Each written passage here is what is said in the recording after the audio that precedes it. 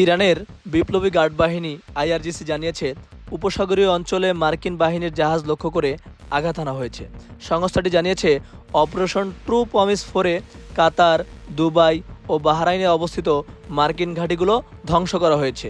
দুবাইয়ের আকাশে মার্কিন যুদ্ধবিমান F-35 ভূপাতিত করা হয়েছে। সংস্থাটি এক বিবৃতিতে আরও জানায়, পারস্য উপসাগর ও হরমুজ প্রণালীতে অবস্থানরত যুক্তরাষ্ট্রের তেলবাহী ট্যাঙ্কারে মিসাইল ও ড্রোন হামলা চালানো হয়েছে। এতে ট্যাঙ্কারগুলোতেও অগ্নিকাণ্ডের সৃষ্টি হয় এবং সম্পূর্ণরূপে ধ্বংস হয়ে যায়। অন্যদিকে সপ্তম ও অষ্টম ধাপের আক্রমণে বড় ধরনের ড্রোন ও অত্যাধুনিক মিসাইলের আঘাতে শত শত আমেরিকান সৈন্য নিহত হয়েছেন। বিপ্লবী গার্ড বাহিনী জানায়, তাদের এ অভিযান অব্যাহত থাকবে।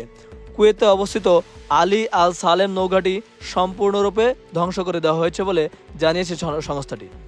একই সঙ্গে মোহাম্মদ আল আহমদ নৌঘাঁটিও প্রায় অচল করে দেওয়া হয়েছে। বাহরাইনের রাজধানী মানামায় অবস্থিত মিনাস সালমান নৌঘাঁটিতে 4টি ড্রোন হামলা চালানো হয়েছে, যাতে 4টি কমান্ড সেন্টার পুরোপুরি ধ্বংস হয়ে গেছে। ইরান এখন বিজয়ের পথে রয়েছে ইনশাল্লাহ। সব খবর সবার আগে জানতে আমাদের চ্যানেলটি সাবস্ক্রাইব করবেন। আসসালামু আলাইকুম।